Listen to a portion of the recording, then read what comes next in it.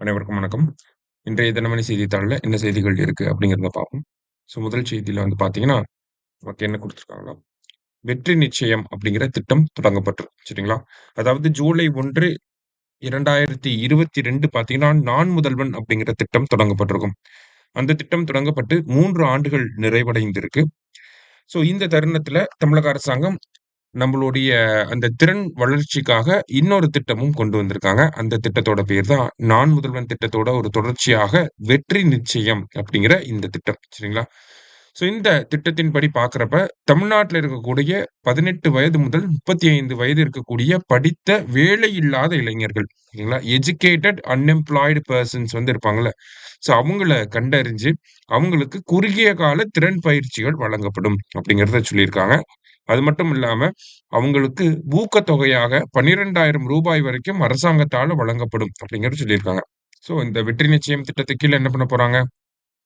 அ 18 முதல் 35 வயது வரை இருக்கக்கூடிய இளைஞர்கள வேலைக்கு செல்லாத, வேலை இல்லாத இளைஞர்கள தேர்ந்தெடுத்து, அவங்களுக்கு ஒரு திறன் பயிற்சிகள வழங்கி, அவங்களுக்கு மாதம் உதவித்தொகை அந்த ஒரு இன்டர்ன்ஷிப் குடுப்பாங்க. அதுக்கு ஸ்டைப்பண்டும் குடுப்பாங்க. சரியா?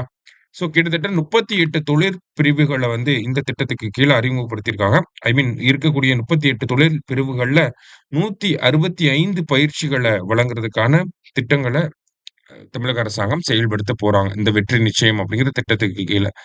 பயனாளிகள் இந்த 38 தொழில் பிரிவுகளுக்கு கீழ இந்த மாரியான பயிற்சிகள பெற்று, அந்த திறன்கள வளர்த்துக் கொண்டு, அதன் மூலியமா அவங்களுக்கு வேலை வாய்ப்ப ஈட்டி தரணும் அப்படிங்கிறது தான் இந்த திட்டம்.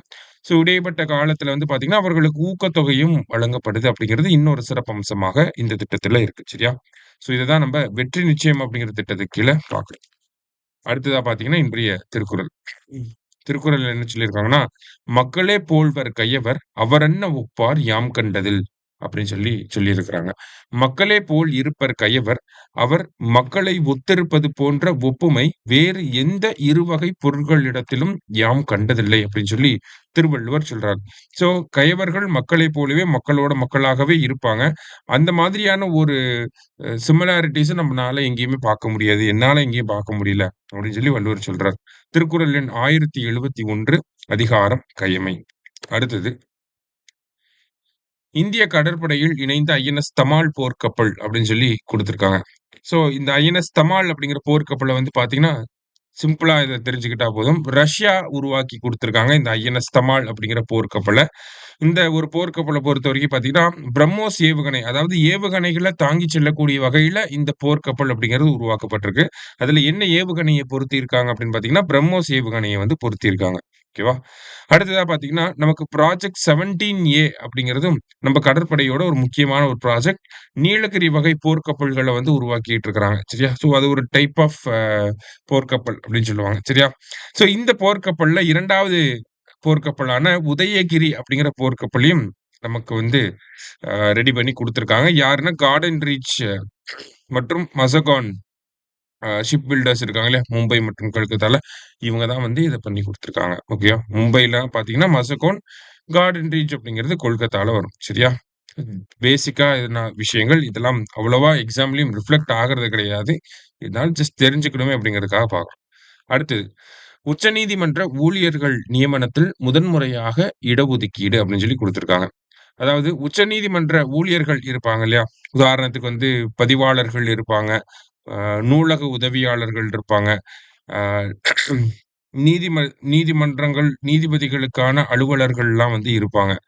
அந்த ஊழியர்களுடைய நியமனங்கள், பதவி உயர்வுகள்ல பார்த்தீங்கன்னா, இதன் பிறகு இடஒதுக்கீடு அப்படிங்கிறது பின்பற்றப்படும் அப்படின்னு உச்சநீதிமன்றம் ஜூன் 23, 2025 தேதியிட்டு ஒரு அறிக்கையை வெளியிட்டிருக்காங்க. அதாவது ஜூன் 23, 2025 இந்த தேதியிலிருந்து இதுக்கு அப்புறமா பார்த்தீங்கன்னா, உச்சநீதிமன்றத்தில ஏற்படக்கூடிய நியமனங்கள், அது மட்டும் இல்லாம உச்சநீதிமன்றத்தில இருக்கக்கூடிய பதவி உயர்வுகள் ஓகேவா?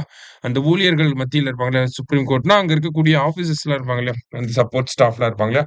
அவங்களுடைய நியமனம் மற்றும் பதவி உயர்வுகள்ல இதற்கு அப்புறமா பார்த்தீங்கன்னா, இடஒதுக்கீடு அப்படிங்கிறது பின்பற்றப்படும். குறிப்பா பார்த்தீங்கன்னா, பட்டியலினத்தவருக்கு 15% பழங்குடியின பிரிவினருக்கு வந்து பார்த்தீங்கன்னா 7.5% இது எல்லாமே பின்பற்றப்படும் அப்படிங்கிறத சொல்லியிருக்கிறாங்க.